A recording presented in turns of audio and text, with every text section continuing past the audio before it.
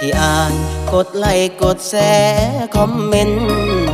ก็อยากให้น้องได้เห็นความในใจของสายคนหนึ่ง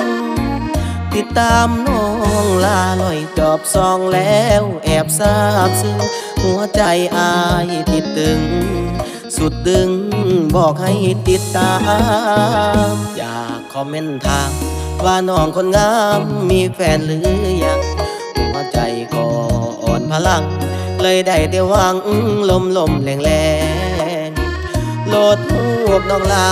เอาไว้เบิ่งยามลาอ่อนแหงติดตามทุกเศร้าและแรงลอยแยงตลอดเวลา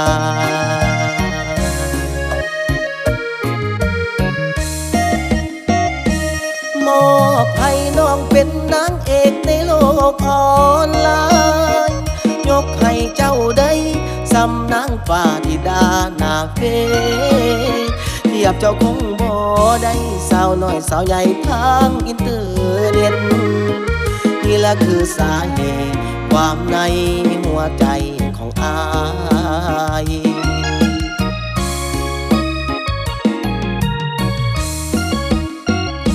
บอกกล้าเว้าลา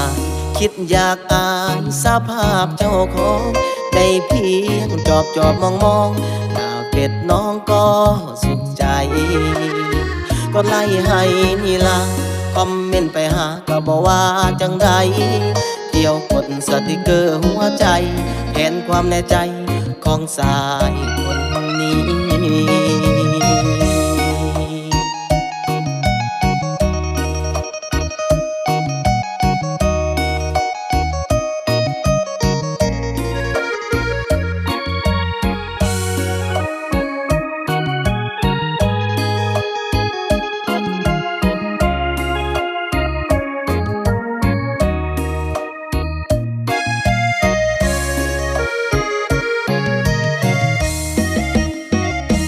มอบให้น้องเป็นนางเอกในโลกออนไล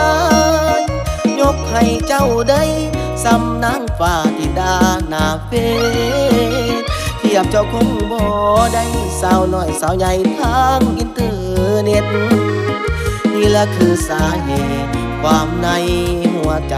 ของอาย